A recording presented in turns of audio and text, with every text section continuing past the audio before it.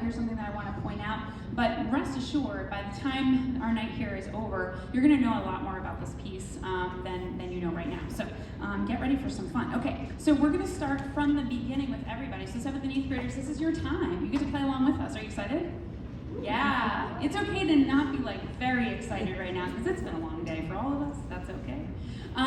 Express yourself musically. Let the excitement come out musically. Okay, so I usually hold the microphone and conduct so you can hear some of the commentary. I'll try to leave the bad jokes for when the microphone is down to save from my bad humor. Okay, are we ready? From the top.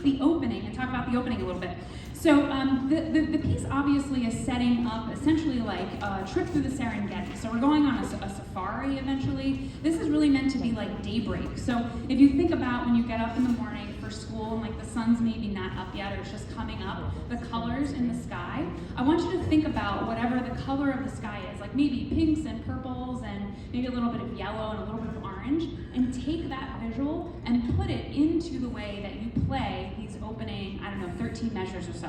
So bright and vibrant, but still waking up, still a little sleepy, still a little bit more reserved. So let's try that one more time because it was really beautiful. But now I want us to think about that visual because so much about music is actually conveying an image, and I want us to think about that image and put it into the way what we're playing, okay? So we're gonna try that again.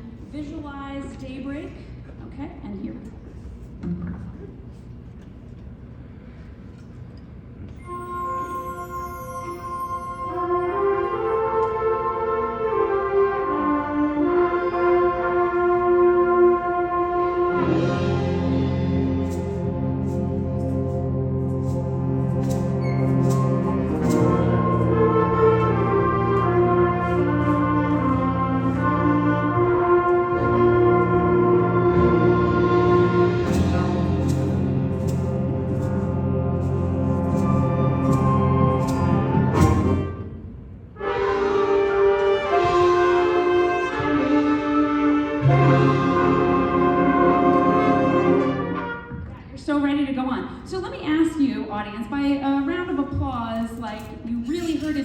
Versus you didn't. Did you hear something different in the sound? Yeah? Good, that's really good. Yeah, it's so hard. We talk about this a lot in high school, trying to convey an image through sound. Sound is something you cannot see, like really, when it's out there in the ethers, right? You can't actually see it unless you're reading it on something that measures frequency. So to be able to conjure that image musically is really impressive and very high quality stuff. So we're gonna now start where we just left off, which is measure 14. So someone in the band, maybe a 7th or 8th grader, tell me the word that you see at measure 18. It's in like quotes. Safari, right? If you were raising your hand, you're going to say safari, that's it. So imagine that you're on a safari through the Serengeti. You're seeing some animals along the way. The Jeep is probably, or whatever vehicle you're in, is probably moving over some bumpy stuff, right? But it's probably pretty consistent. We're going to talk about that word in a second. There's a musical term for that.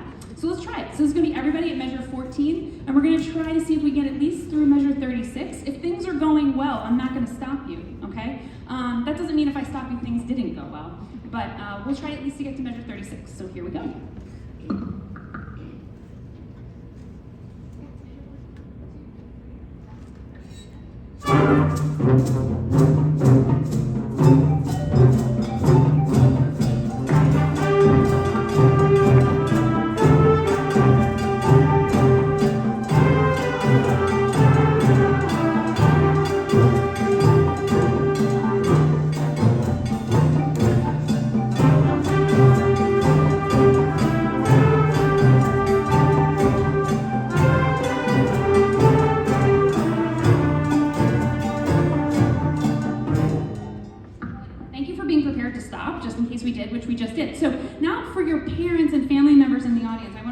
down for you all just a little bit. Like I said, I really want you to come away from tonight with a little bit better of an understanding of all the work that your child is doing in a music classroom every day, beyond just having a good time. That's definitely the goal, but there's a lot of real insightful and complex things happening. So what I'd like to do is talk about the rhythmic stuff that's going on that's very consistent in like the low winds. So if you're a trombone, a baritone, a tuba, bari sax, bass clarinet, the bass, you are playing what's known as an ostinato. Have any of you heard that word before, ostinato? Some of you have. Probably your general music teacher from middle school or elementary school will be very proud right now. It's basically just a repetitive musical pattern, usually rhythmic, but sometimes also melodic. So we actually have both of those things happening at the same time. So I'm going to have the low brass. So if I name your instrument, you're going to play it in a second. So trombone, baritone, tuba, bari sax, bass clarinet, and bass. Let's play at measure 14. Okay, just so we can kind of hear your part so that the audience can hear what we're talking about.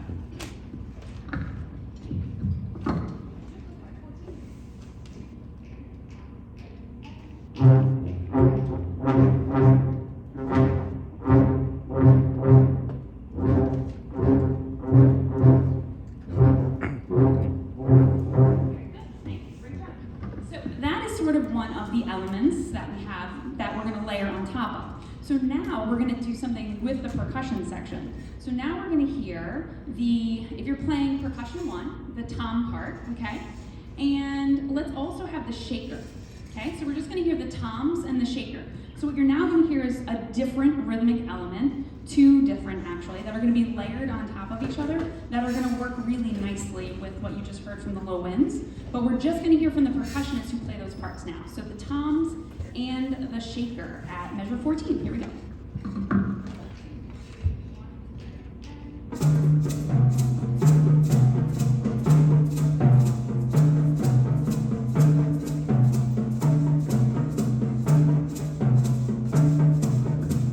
That was great. Can you give them a round of applause? Really?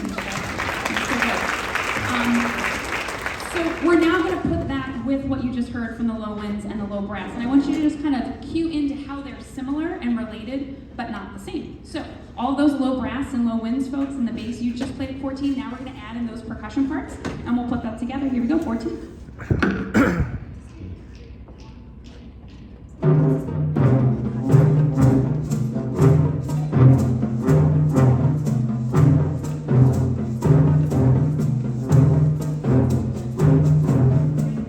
Great. Round of applause.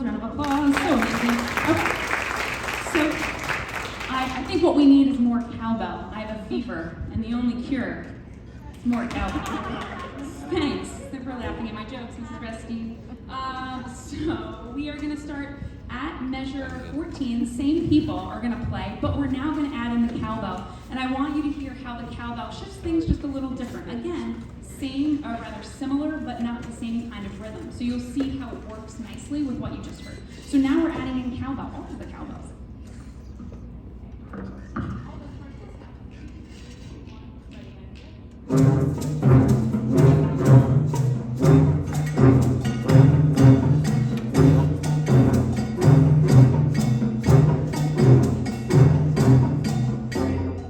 Another round of applause.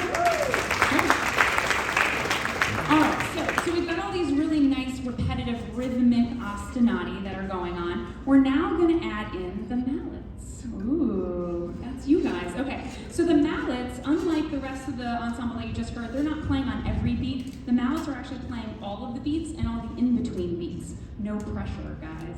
So here we are at 14. We're going to put all of those parts in, and we're now going to add on the mallets. So as you can see, we're just layering. We're layering. All right.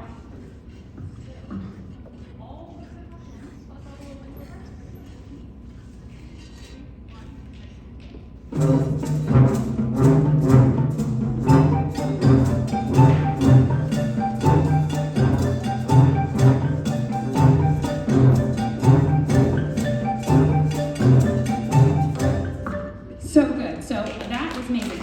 So definitely applause. Definitely. So now what we're going to do is, it should be the ostinato and rhythmic layering is working, and the musicians playing those parts understand and have what we call an internal pulse. They feel the beat literally inside of themselves. I should be able to stop waving my hands and kind of walk away and it should just, as we say in the business, groove. So I think they can do it. What do you guys think? Can you do it? You don't need a conductor. You don't need me. You don't need me. I'm gonna put myself out of a job here. Okay, so here's 14, same parts. I'm gonna put my hands down. I want you to keep going. Just keep going. I might sit down, get some coffee. You're just gonna keep playing. All right, here's 14. All those parts again. 2, 3, 1, ready and go.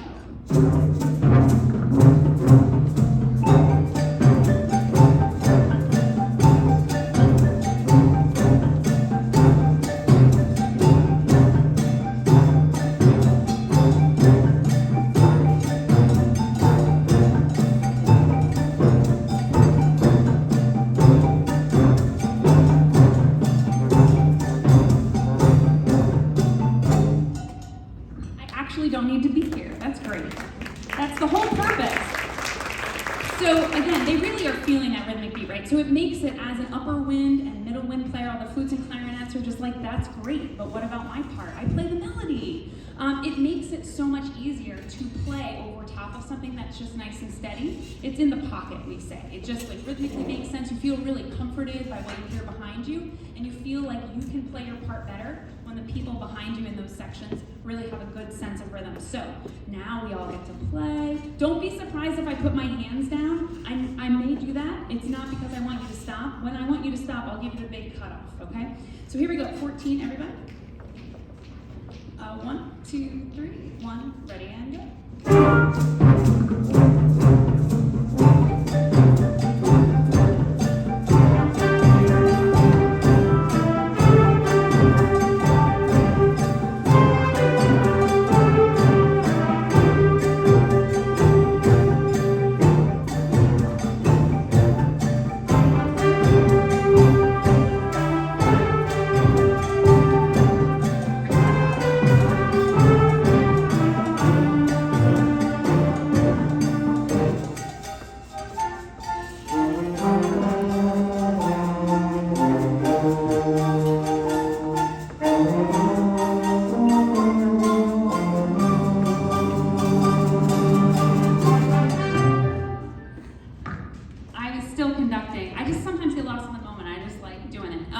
So here's what happened, right? There was a point probably that you realized where all of a sudden you didn't hear all the percussion that we were just talking about and the low winds, they like dropped out of the music. It got passed to another instrument. Does anybody in the band know where that ostinato pattern ends up at measure 36? Who plays that rhythm? Da, da, da, da, or bum, bum, bum, bum, bum, bum, bum, da, da, da, da, it's you guys. Exactly, yeah. So it gets passed all the way up to the flutes, clarinets, and oboes, right? They actually end up with a rhythmic ostinato at measure 36. So they have to have a real good understanding of what they just heard, and just basically it's like passing like hot potato. Well, maybe not like hot potato. It's like passing something around a circle. They just have to kind of grab it at the right time and lock into that rhythm, because then we feature our low wind section, our tenor saxophones and our euphoniums. They have this really beautiful melody. So I don't want to stop the music. So we're going to start at 36 and we're just going to keep going. But you'll notice that that original ostinato pattern does come back as we end out this section. So this is going to be everybody. We're going to start right at 36 and we're just going to keep on going.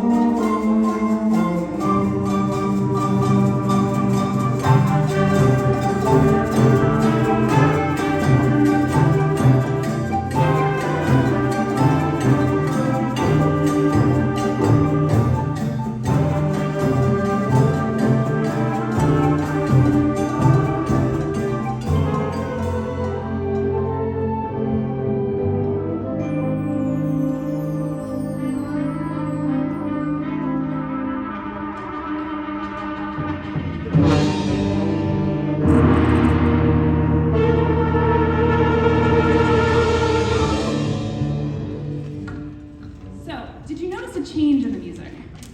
Just a little bit, right? All of a sudden, we wind down, and then there's the gong. Samara, can you just play that gong again? It's so good. It's just such a great instrument. So obviously we're now into some other section. So somebody in the band tell me what word you see at 62 that's not Mysterioso, the other word.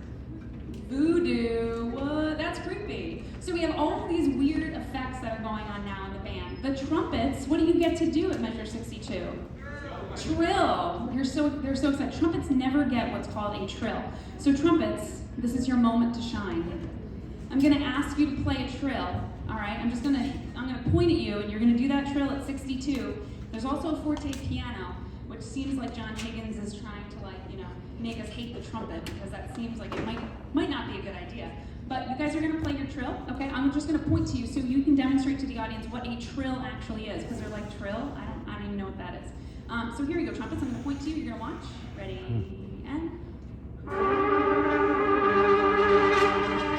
Yeah, that's nice. So when your kids are practicing at home and you hear that, it's an actual thing. They're not just trying to annoy you. They might be trying to annoy you, but it's actually musical. So, just let them have their moment. All right, so the trumpets get to trill, and then flutes, you don't get to trill. You always get to trill. That's weird. But we have all of these other things going on in the percussion section. So we have not as much of that consistent ostinato. We have these little, peaks of percussion noises. For instance, the gong. We also have the shaker, maracas. If you play a shaker or maraca, can you just shake it? Like shake the thing that you play? It's literally a shaker because that's what you do. You shake it. So sometimes musicians are not super inventive with the names of instruments. And then we also have the suspended cymbal. We have all these cool things. So this is a shorter section of the music, so we're just gonna play right through it. So everybody, this is measure 62. All right, this is everybody, 62.